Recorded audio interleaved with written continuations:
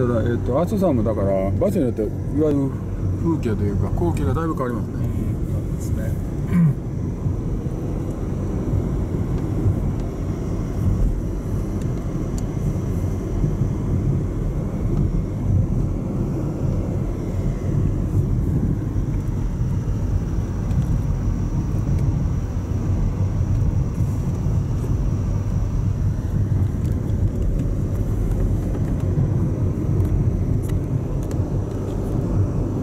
ここは草千里ではない。いや、もうここはそのなんだろうちょっと違う呼び方ですね。